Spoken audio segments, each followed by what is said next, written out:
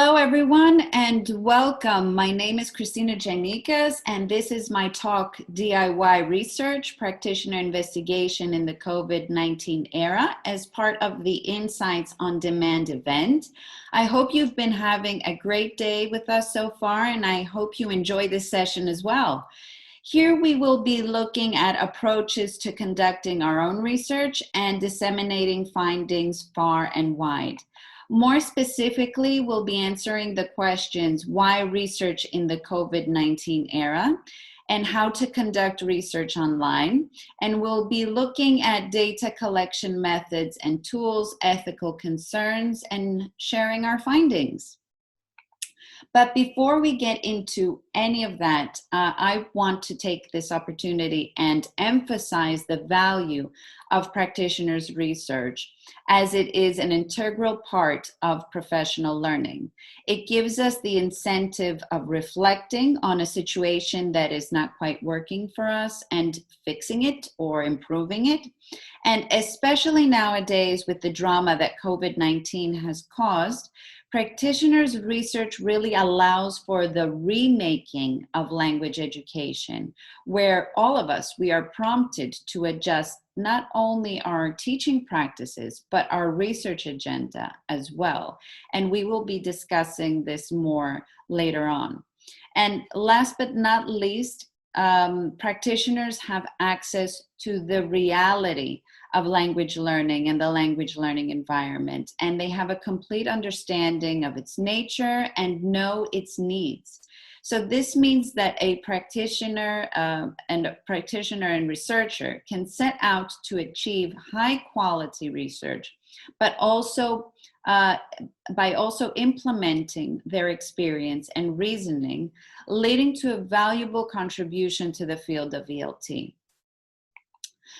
But one may ask, why research? Why conduct research in the first place? Why not just teach, learn from your mistakes, and enjoy your success and be done with it? What could research possibly offer the practitioner? Well, this is a valid question. The fact of the matter is that research plays a crucial role in knowledge advancement across different fields of education. It answers to practical educational challenges using scientific methods. It is instrumental in policy reformulation because, as you very well know, no reformulation can take place if stakeholders and policymakers are not presented with evidence of the situation and evidence of how it could be improved and attended to. And research improves knowledge, skills, and understanding, and it empowers teachers. Teachers who research are in the know. They apply teaching approaches, put them to the test, evaluate and analyze data, and produce scientific evidence on whether an approach is effective or ineffective. This puts teachers in the lead. So conducting research and sharing findings are key to professional development, especially in a time of crisis. We need more data. However, practitioner research has met challenges during COVID-19. What hasn't?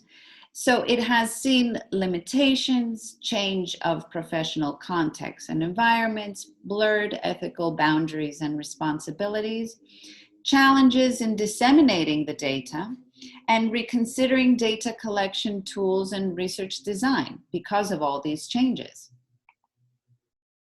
So now if we break it down, starting with the limitations, of course there has been a change in the learning and teaching environment. So for those of us who primarily investigate actions that come within the learning environment, our research settings have also been transferred online. Now, for many teachers, the online learning environment is new and unexplored. So I'm sure you can all agree that the challenge here is double. So when one conducts research in this unexplored environment and also teaches at the same time, it needs quite a bit of skill.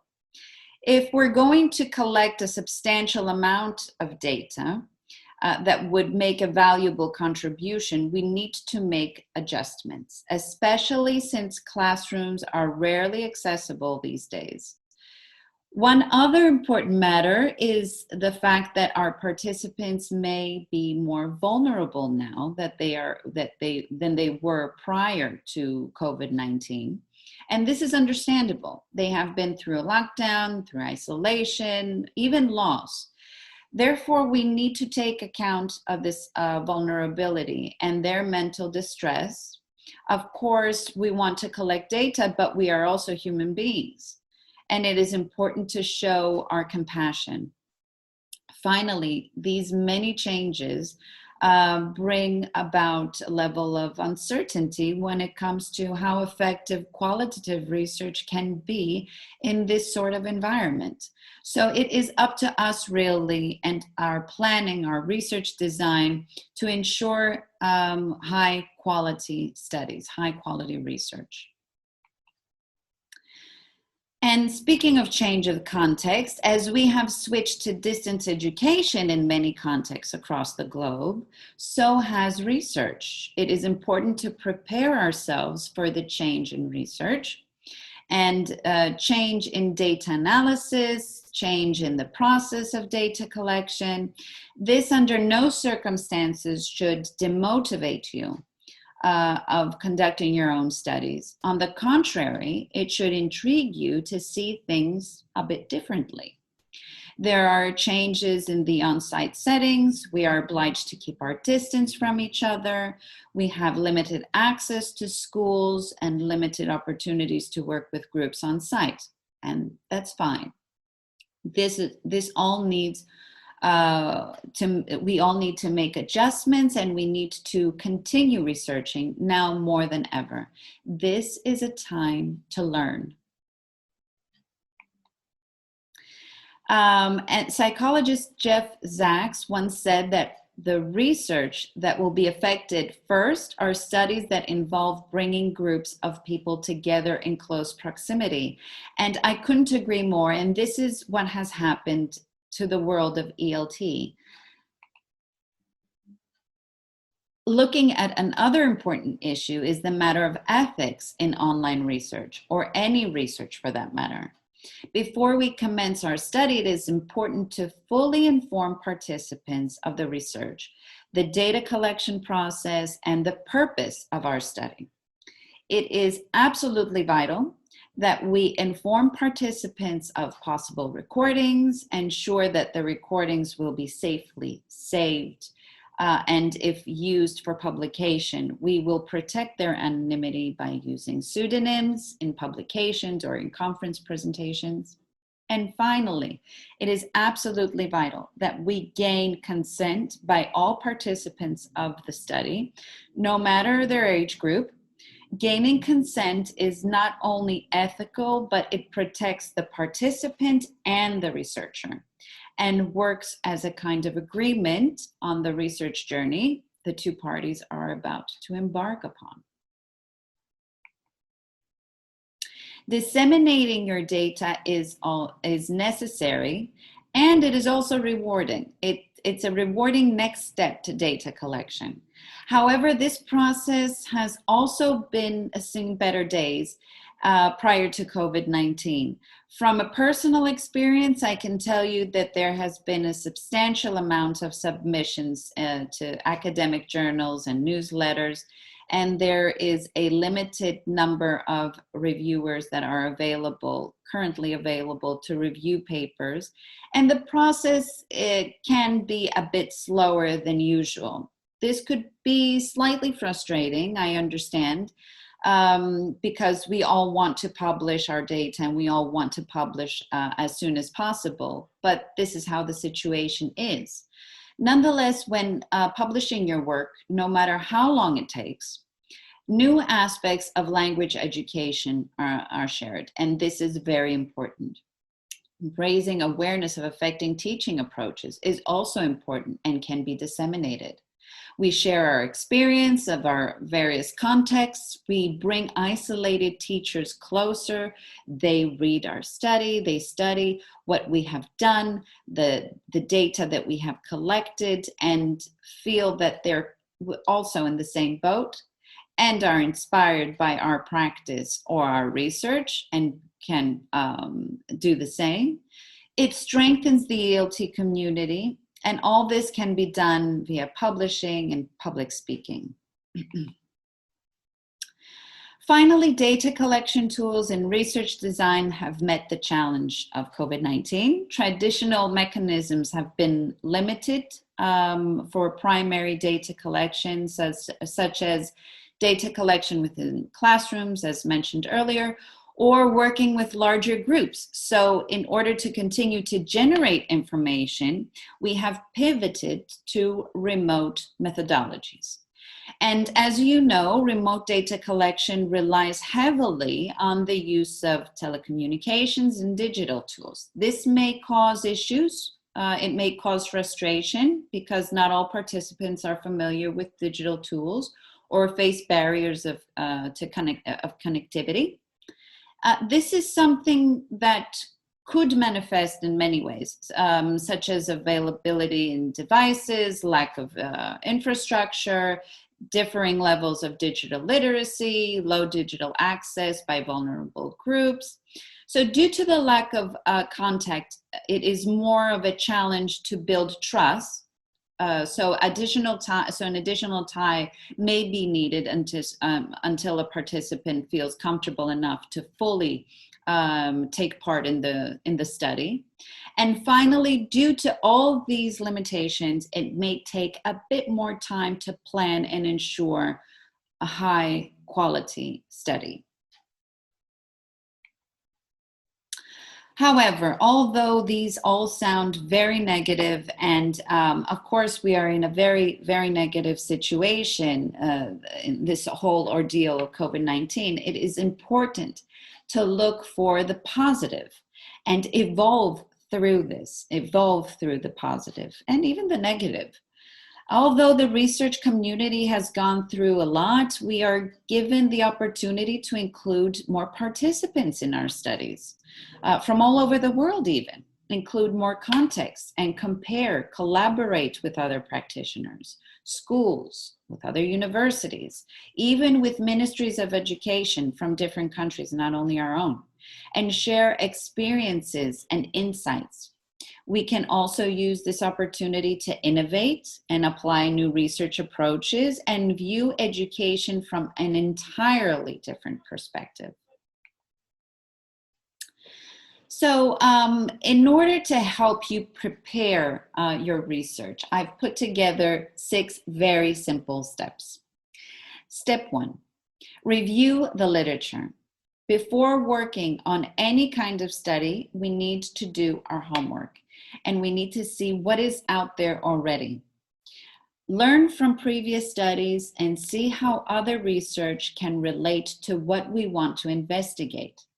There is a good chance that due to current emergency remote situation, we may identify a gap in the literature, and that is absolutely fine. It gives us the opportunity to fill in this gap with our own studies. This is how you can contribute to the field of research, to the field of ELT research. Step 2, there is no single blueprint in designing a research study, unfortunately. However, your research design should be governed by the notion of fitness for purpose. The purpose of the research determines the methodology and the design. So remember that the setting up of your research is a balancing act, as it requires planned possibilities with workable, coherent practice. Step 3, it is important, as when teaching, to become familiar with digital tools you will be using in order to carry out your study smoothly and save every bit of your data.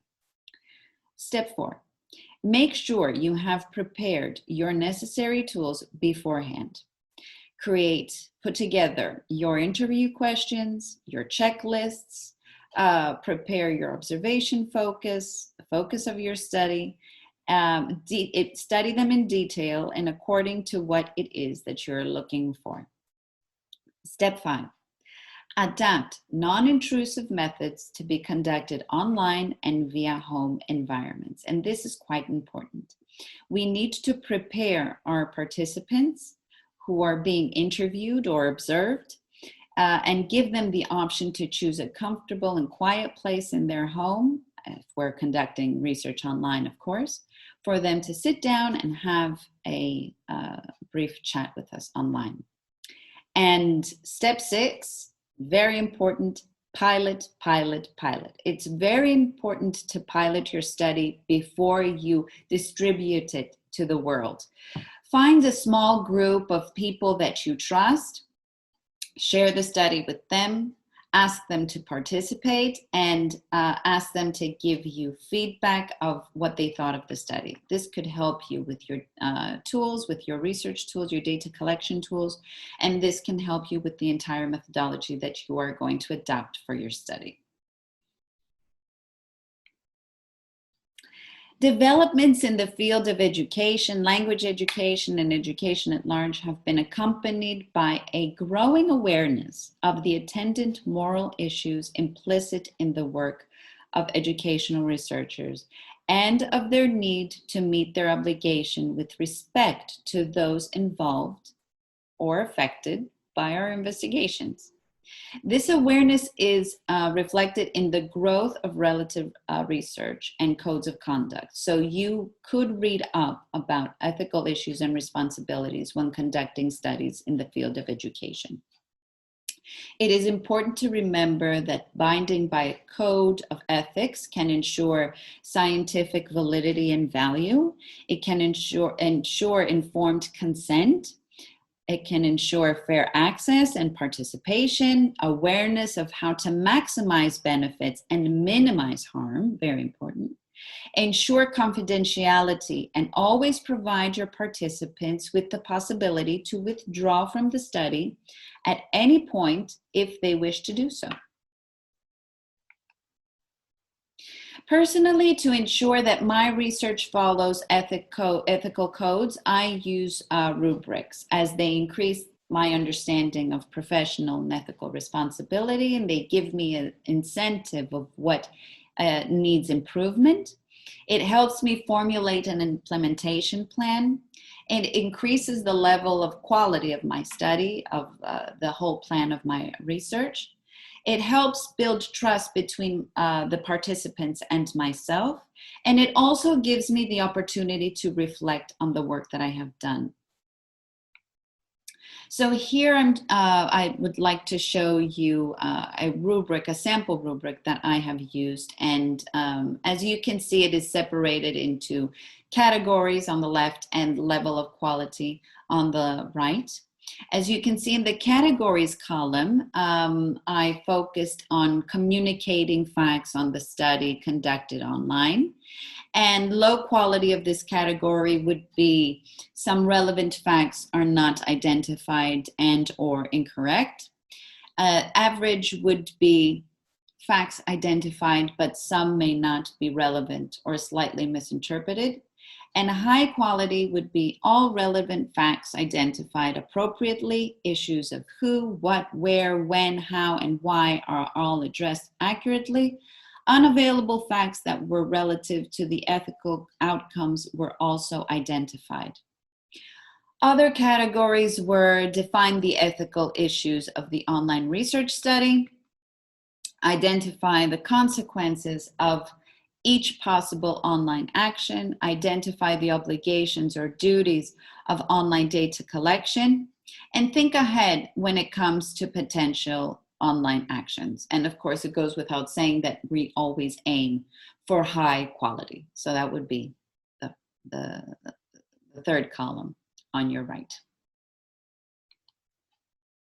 Of course, there are people and resources out there that can help share insights and guidance, and this can be especially useful for those who are new to research. There are institutions that have research offices or research boards that could provide you with advice. If you have supervisors or mentors or even fellow researchers, they can share their experience with you, pick their brains about different things that have challenged you or are troubling you in your research. And I'm sure that they can give you guidance. Also, with a simple Google search, you can find the 5 resources that I have here: 5 principles for research ethics, the British Psychological Society, the Research Ethics Guidebook, Australian Code for the Responsible Conduct of Research, and the ESRC Framework for Research Ethics from 2015. And you can download all these resources for free online.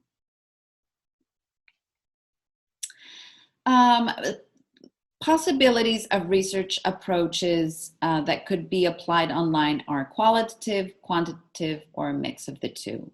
So online class observations can still work very well, and there are benefits to online observations in comparison to on-site observations. You can record your lessons while you are observing and view things that you have missed later on, as you're both a researcher and a teacher. So while teaching, it might be a bit difficult to record everything or make note of everything. Technically, this can also be done with a video camera in the classroom. However, it can feel a bit invasive for some participants, and they might not feel 100% comfortable with a camera in the classroom. However, online, when your online lesson is being recorded for observation purposes, it could be easily forgotten along the way. Of course, your participants need to be informed that they're going to be recorded. Online surveys have also proven to be very effective and work very well online. And as with this, with a survey, you can collect statistical and qualitative data with open-ended questions, where participants can elaborate on their thoughts and their experiences. And many participants actually prefer this kind of data collection and participate in this kind of research because it can be a bit difficult for them to schedule interviews or online interviews. So of course, if you do manage to schedule interviews with your participants, it can be quite rewarding, to be honest. You can build a rapport with the participants and extend on the interview questions. And finally, and this is something that I find very interesting, you can access and analyze online writing activities, recorded speaking tasks, and online projects, and compare the progress, for example, students have made online, whether they've made any progress online, if their work has suffered, etc., etc. So how would you go about it? Well, if we're talking about young learners, if we're talking about minors, it's very, very important that we partner with the parents and caregivers. They have to give consent if they would like their child to participate in the study that we are conducting. Also, it would be very helpful if we could collaborate with other teachers or teacher trainers or fellow researchers, even if we're going to be conducting the story together or apart. It's very useful to interact with these people, gain information and insights, and if it were possible for you to work with others on a research project, that could make the project even grander. Encourage interaction. When you're collecting data, it's very important to interact with different parties that are involved in your study. Use activities, projects, and writing analysis, as I mentioned earlier. You can also have online focus groups, small online focus groups, and conduct a case study. And of course, use recordings. If you have your participants' consent, it is a very good idea to use recordings and safely save everything on your computer for transcriptions later on. You can transcribe your recordings verbatim, and then categorize them and organize your data as you see fit. Now, if you're looking for inspiration, all you need to do is reflect, look no further. What challenged you? What is challenging you in your new environment, in the new context, in your new norm? What do you need to find out more about? And what do you think is currently an under-researched area? What do your colleagues think? What do your students need? What do you need in order to cope with the new norm? Just by using these questions and making notes and brainstorming with your own self, you can discover different issues that need to be researched urgently, even, especially when we're talking about emergency remote teaching. So all you need to do is reflect on your environment, on your teaching environment, and you will see what is working and what is not working and what needs to be investigated in order to offer some guidance to others and to yourself, of course. Share, share, share. It's so important to share your data, to share your findings with the world. And it's also very rewarding. If you're going to be sharing your research, there are different outlets that you can do this. You can put together a research paper and submit it to an academic journal. There are so many journals out there in the field of ELT, in the field of applied linguistics, and they all focus on different areas such as assessment, the use of technology, and there are many special issues now that need papers on emergency remote teaching. So if you do come across any special issues, do try to send in your papers there, as it will have a specific focus. So you can also submit your work to various newsletters. You can submit research reports, and these are accepted in many academic journals. You can take part in conferences and present your work in a talk, present your data, the outcomes of your study in a conference, and then publish in conference proceedings if conferences offer proceedings. You can also share via webinars, and it has become very popular now due to the lack of conferences that are taking place on site. You have social media outlets that you can use, and of course you can give workshops to key stakeholders, especially if you are proposing that some policies change in order to accommodate the new norm. I think that this would be very important.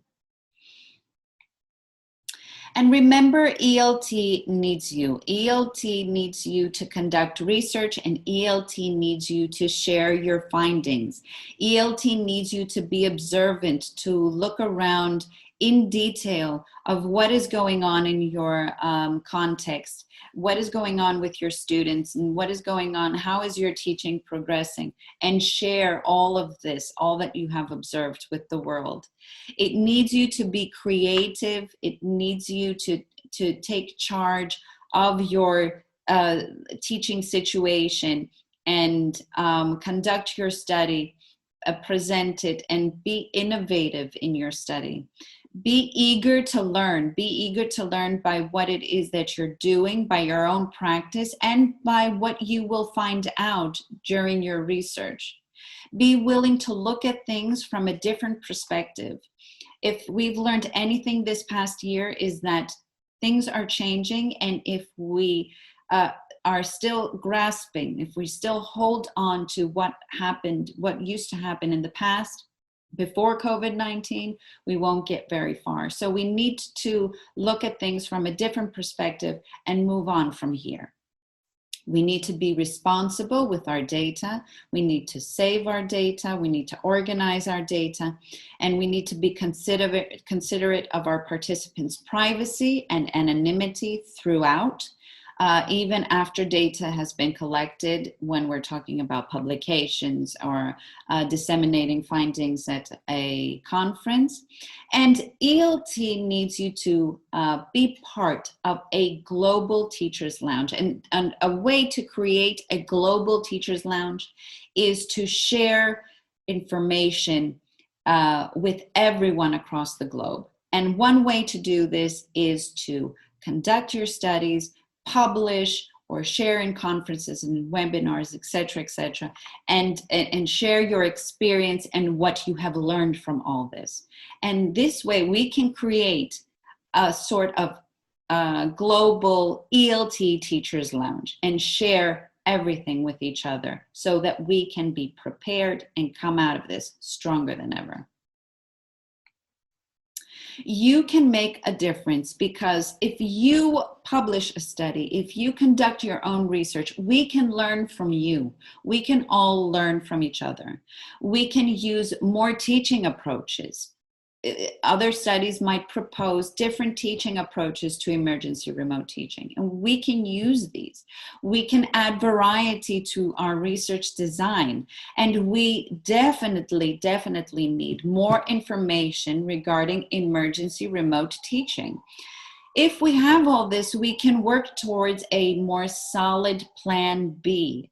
We can be prepared if another crisis comes our way. Hopefully it won't, but we have to be prepared. We have to know that if something changes again, there's no need for panic because we're in the know now. We have studies, we have used different practices, and we have addressed issues that we didn't even know were there in the past. So because things are changing, of course things are changing, and teaching is changing and research is changing. But just because things are changing doesn't mean that we need to hold on to the past and not change our practice or our research so that we can, as I said earlier, come out of all this stronger than ever. Of course, we can adapt to different things when we can adapt our teaching approaches, and we can learn different teaching approaches. At some point, we will go back to the classroom, but will all this, everything that we have learned of teaching online and researching online, will that disappear? No, we can use all this new information, even if we go back to some kind of normal, hopefully soon. But we can use all this information and we can merge the old with the new. And this is very important. And we can do this. We can definitely do this. And to that note, I want to leave you with a quote that I think is very fitting from John Wooden. Of course, he's not a teacher, but still, this fits. Don't let what you can't do interfere with what you can do. You may not be able to collect data on site. You may not be able to visit schools or different classrooms, but that doesn't mean that you cannot conduct your own study. That doesn't mean that there are not other routes to conducting your own study. You can research, you can publish a study, you can publish your findings. You just need to adjust to different circumstances. And once you do, once you do and see how rewarding the whole experience can be and how much you have achieved so far and how far you have come, I guarantee you the end result will feel so good. Especially when you get your publication in your hands. So please do, I hope that this inspired you to conduct your own research and contribute to the field of ELT, because we need data now more than ever, and we need to come together as a community now more than ever and share the experience that we had and see how we can move forward from this. And there's only one way up from now on. And I think that our community is very strong. We have a very strong sense of survival, and we can do this. So that's the end of my talk. Thank you very much for your time. I hope that you found all this fruitful, and I hope that you enjoy the rest of the event. Take care.